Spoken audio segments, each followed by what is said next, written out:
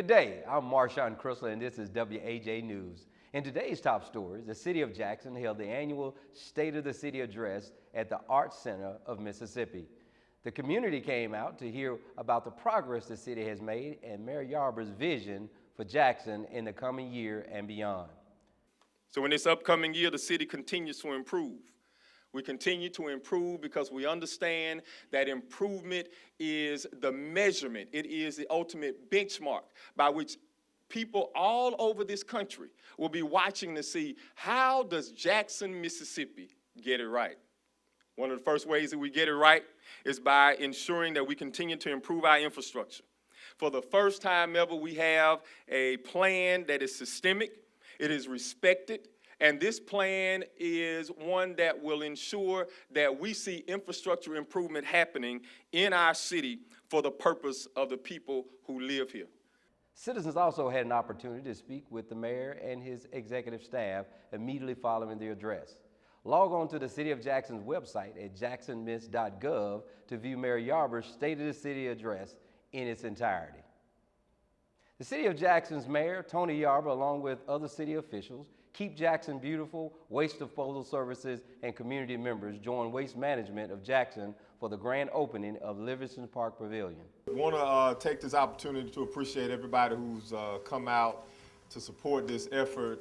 Today, what we're seeing is what we've been doing here in the city of Jackson and talking about in terms of our connectivity and how we are a connected city and how we're making an effort to be sure that partnerships are being formed and that those partnerships are meaningful and that they're lasting. And so I want to just take this time to thank Waste Management for this beautiful pavilion that we're standing under. So if y'all would help me celebrate Waste Management and the leadership there at Waste Management.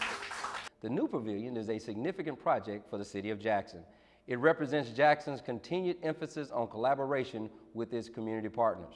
The event included a ribbon cutting by Mayor Yarber, as well as safety demonstrations by the Jackson Fire Department and the Jackson Police Department.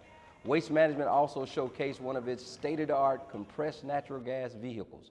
The Livingston Park Pavilion will provide great opportunities for Jackson residents to enjoy the outdoors and learn more about the benefits of environmental stewardship.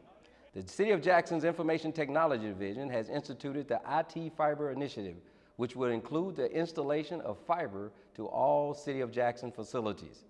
The IT Fiber Initiative will provide the fast and stable network infrastructure needed to ensure the City of Jackson is capable of meeting ultra-high-speed needs. The fiber optic system is it's actually moving into the latest technology. It makes things a lot easier. How it helps the fire department is our connectivity. We're connected. Each one of our stations are connected to be able to communicate back and forth. And the fiber optic systems is like a serious upgrade. You know, when you started out with coax cable, analog, it's the latest and greatest thing. We will be able to provide much better training through our video capabilities so that we can connect with all of our fire departments, fire stations, and be able to just improve the quality for the residents. The IT division is excited about the new fiber initiative and is looking forward to helping Jackson move forward. Jackson students were given a great jump start at the 2015 Back to School celebration. PEG youth reporter Shantia Jones was on the scene.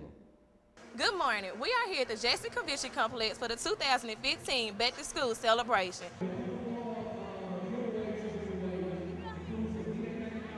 So, do you think this is a jump start for you for your school year? Yes. Ma'am.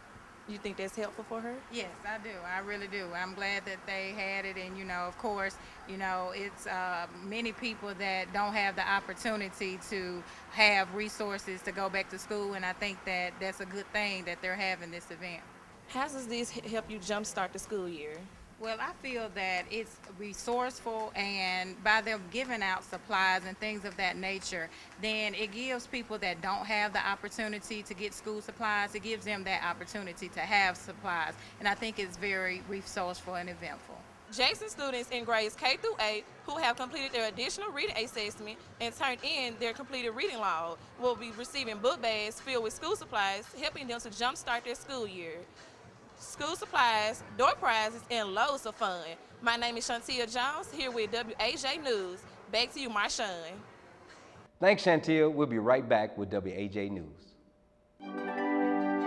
What a day, what a day. Time to go. Let's make haste. Not a second to lose, not a moment to waste. A big cat, a great ape, and a sleepy giraffe. Don't stop now, time to go. Let's make smiles and share laughs. Time with mom, fun with dad. That's a cougar, it is. Snap a pic with the fam. What a day to be kids. Lots more stuff to explore. We'll soon be on our way. Let's get cool souvenirs to remember the day. Hit the carousel now. Let's go round and around. Hey, what's under the glass? Oh, and look what I found. Frozen drinks to cool off, and if that's not enough, a fun water slide and a cool splash pad and stuff. Look at that, here we go. We can ride on a train. I don't know about you, I've got zoo on the brain. What a day, what a day. Lots to see, lots to do. Just one question to ask. How do you zoo?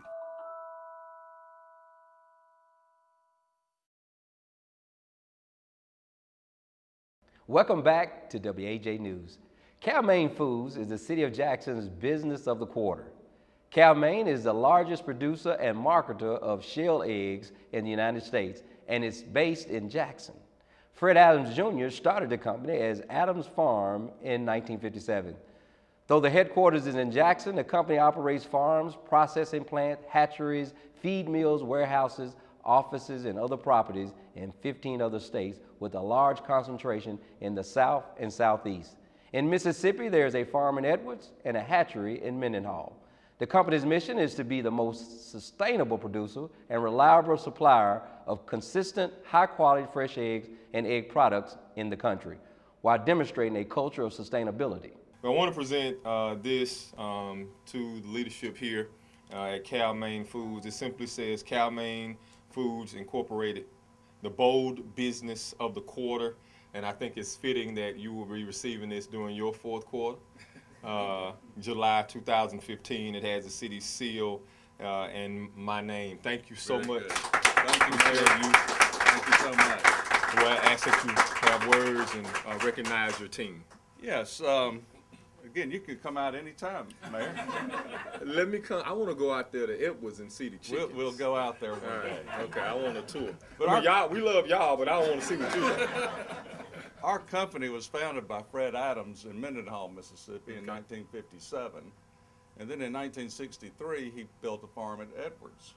And we'll get you out there. All right, all right. And then we built this office in 1967. Wow. So we've been here for a while. Absolutely. This is home. Yes, sir. We're not going anywhere. Because of Cal-Maine Foods' industry national rankings in all facets of its business operations, the company's persistent, humble leadership, its longevity, and overall commitment and contribution to economic development in Jackson, Mayor Tony T. Yarber and the Office of Economic Development recognize Cal-Maine as the business of the quarter. The third annual Jackson Rhythm and Blues Festival will be held on August 14th through the 15th at the Mississippi Agricultural and Forestry Museum, minutes away from downtown Jackson. The festival presents Mississippi blues musicians coupled with regional and national rhythm and blues artists on a new scale with an urban flavor. The festival features more than 30 Mississippi regional and national performers on 5 stages. The lineup includes Shaka Khan, the Isley Brothers featuring Runner Isley, Macy Gray, Dorothy Moore, Bobby Rush, and more. A portion of the proceeds benefits the Mississippi Blues Commission Blues Musicians Benevolent Fund. The 2015 Jackson Rhythm and Blues Festival is guaranteed to be 2 days of unforgettable rhythm and blues. For more information, go to jacksonrhythmandbluesfestival.com. The City of Jackson is encouraging citizens to participate in Roll-Off Dumpster Day, Saturday, August 8, 2015. Residents can take tree limbs, other yard debris, and household items to one of the following locations from 8 a.m. until 3 p.m., weather permitting. Ward 1, Smithfield Stadium, 1200 Lakeland Drive, east of the softball field. Ward 2, across from 5260 Cedar Park Drive, south of Bound Street. Ward 3, 100 block of Commerce Park Drive, south of Stonewall Street, east of Bailey Avenue Bridge. Ward 4, Range Park, 5260 Clinton Boulevard and Flag Chapel Road, located in the parking lot. Ward 5, Lester Elementary School, 2350 Oakhurst Drive, in front of the school basketball court. Ward 6, Tennis Center South, 1517 McDowell Road, located in the parking lot. Ward 7, Graymont and Moody Streets.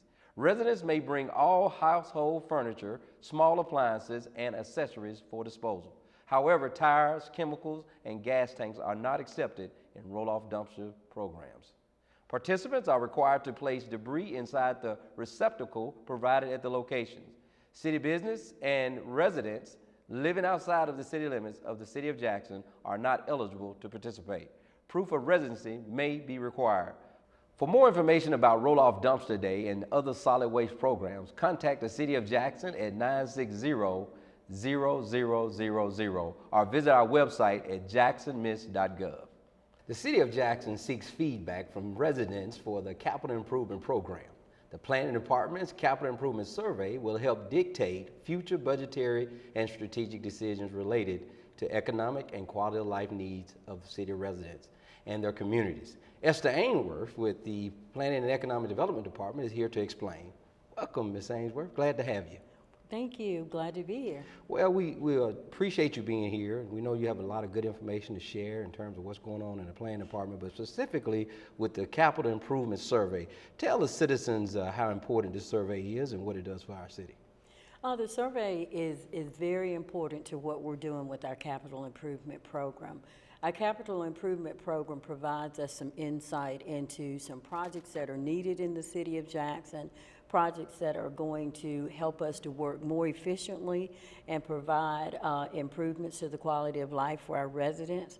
And in order for us to put together a capital improvement program that truly reflects the needs of the City of Jackson, we need to be able to hear from the people who will directly benefit from that capital improvement program, and we need information from them to be able to put some projects together that will help to sustain and improve any kind of improvements that we do in the city. Excellent. And so we're asking for maximum participation, I'm sure, in this survey. Beyond maximum. Well, I know the citizens are eager to certainly participate in this program. Let me ask you this. In terms of the survey itself, what are some of the things that you've already seen in terms of some of the emphasis citizens are placing on their needs? This is the first time that we've used an instrument such as SurveyMonkey to capture information and responses from people in the community. What's been interesting to watch is on a daily basis is some of the responses that are coming in from the public. You know, we ask them questions to capture how they're satisfied with city-owned buildings, city services such as our transportation system, even down to which of our city facilities have you visited most recently and what were some of your thoughts on them. We're also able to capture zip code information because we know that in some areas of the City of Jackson there are situations that are worse than others, and so we wanted to be able to give everyone a fair opportunity to participate in the survey. So we've been monitoring areas, zip codes in the city where we've been getting lots of responses, and then where some of the responses have been minimum.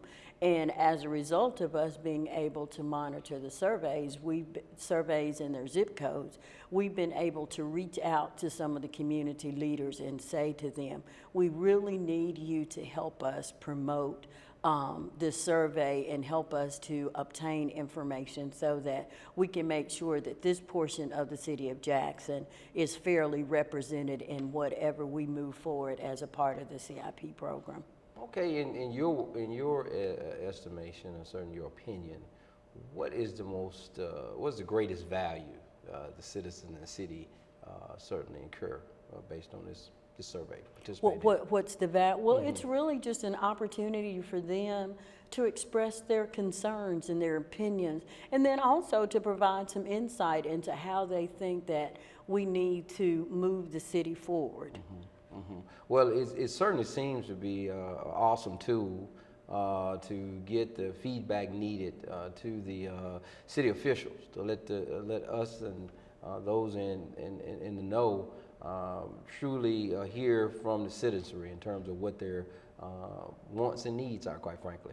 One of the things that I'd like for you to share more information about is where they can find maybe some of these surveys, or how do they go about taking the survey? Okay, if they'd like to take the survey online, they would be able to go to the City of Jackson's website, and it's there with a link that you can take the survey, and the link will take you directly to the survey. We also have the survey in some of our senior citizens. It's in the public libraries. It's also on the website of the Jackson Hines Public Library System. So it's in several places that people will have access to them. And most of the community meetings that the City of Jackson participates in, I'm sure is being promoted there as well. Well, it is being promoted there well. You know, we know that some people are not quite into some of the media outlets that we have available to us, and so we're promoting that, but then at the same time, if somebody would like to complete a paper survey, we do have those available for people. But we're really, you know, mainly encouraging the community to go online and take the survey. And I imagine with taking this survey, it also assists the City of Jackson in terms of perhaps, and I'm being presumptuous, funding for certain programs that we deem are important.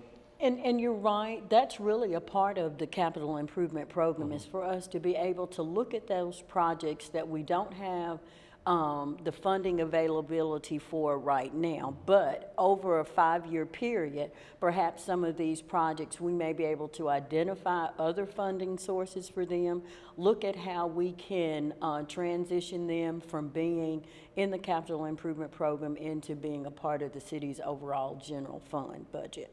Well, I can honestly say that the planning department is certainly one of the most vital units within the city. And Ms. Ainsworth, we are excited about taking this survey. I want to say that openly. I'll be taking it as soon as we complete this show, quite frankly. And I'm encouraging those who are watching to do the same. But again, we appreciate your representation with the City of Jackson, the things that you do. I know we'll have you back in the future, and we're looking forward to your next show.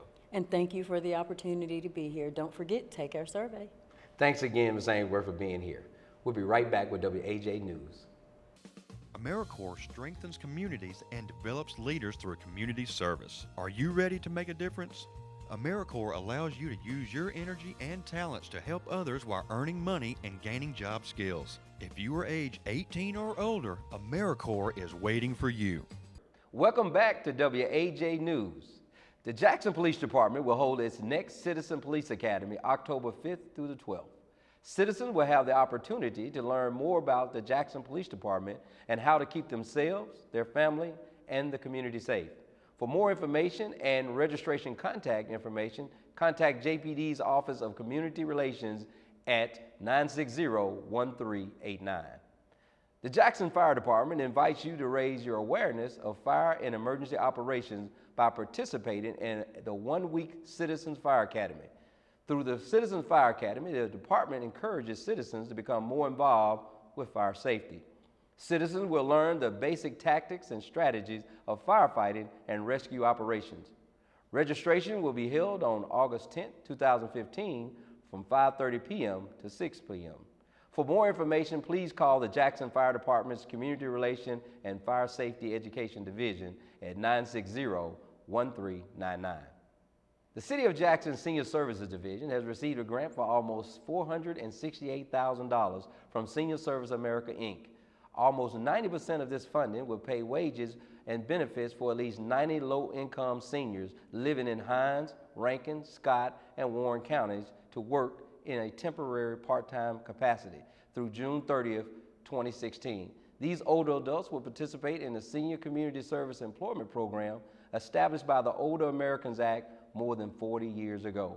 For each of the last 42 years, Senior Service America has awarded an annual grant to the City of Jackson Senior Services Division. Senior workers will be assigned to more than 40 local nonprofit and government agencies. The senior workers will also receive on-the-job training to enhance their opportunities in the local job market. For more information on the Senior AIDS Program, contact Project Director Anthony Cole in the Department of Human and Cultural Services at 960-0335. The City of Jackson Municipal Court will launch a new digitized court case management system. The Encode software system, designed by Dallas-based Tyler Technologies, offers a wide range of applications specifically designed for municipal courts to address financial management, case management, and content management. The system will be implemented in 2 phases. The first phase of the software goes live August 3rd. The Encode case management system will have a lot of benefits for our citizens. The citizens will be able to pay their tickets and as well as some selective cases online now without having to come downtown to find a park, walk into the office. They can sit in the luxury of their home or wherever there's an internet connection and pay their tickets online. Also, it has content management features where you can scan in documents that's associated with the case. So instead of standing at a window waiting for clerks to go and manually find their paperwork, the case files are electronically scanned to the system. So they're right there for the clerks as well as the customer to see. We also have electronic signatures where the people can sign electronic signature pads, and then the signatures are attached to the case files right there where they don't have to sign paper and the clerks come back and find the paper. So this system will be more efficient and more effective for our clerks as well as the citizens. The digitized municipal court management system empowers the public sector and government entities to become more efficient, more accessible, and more responsive to the needs of the citizens. Now let's turn our attention to Dr. Timothy Quinn with Healthy Jackson. Well, basically there are 3 phases. The first phase includes working with the city employees, the cities of Jackson, because Mayor Yarborough feels that he wants to have a strong, healthy working force so that we can better service the Jackson community. We're working with Ms. Denise McKay, who's over personnel, and we're going to different departments. We visit different departments every other Friday, and basically we set up on site at the department, and people come through and get their blood pressure checked, and the supervisor of that department will send them down to do such.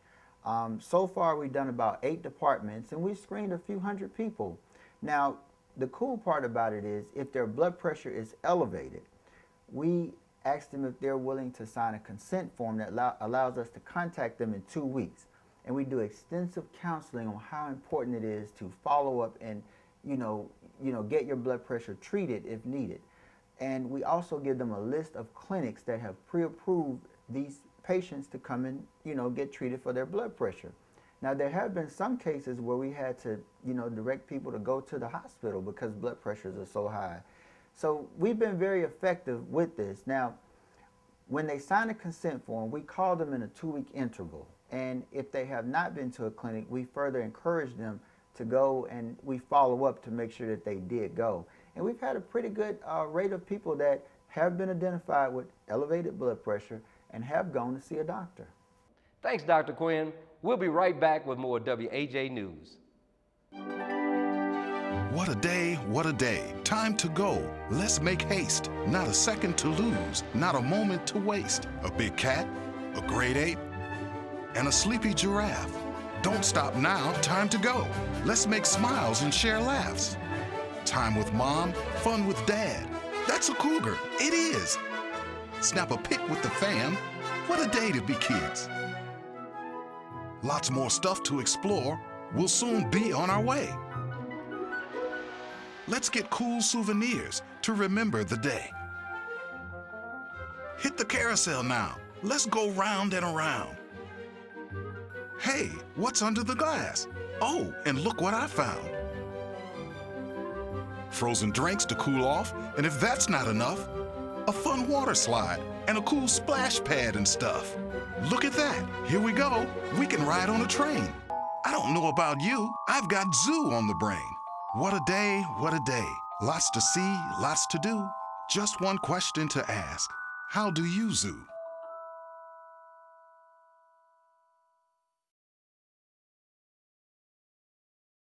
Welcome back to WAJ News. The city is urging Jackson citizens to sign up for the emergency alert system Code Red. It's easy to do. Just visit the website at jacksonmiss.gov and click on Code Red. The system informs you about emergencies and provides other alerts, including boil water notices and evacuation notices. Jackson residents now have a tool that they can use to fight crime in their own community. The city has a new service called Tip 411. Tip 411 allows residents to text or submit web tips to police anonymously. When a resident sends information to the police using Tip 411, the system removes all identifying information. Residents simply need to text their tip to 847-411 and begin their message with JPD.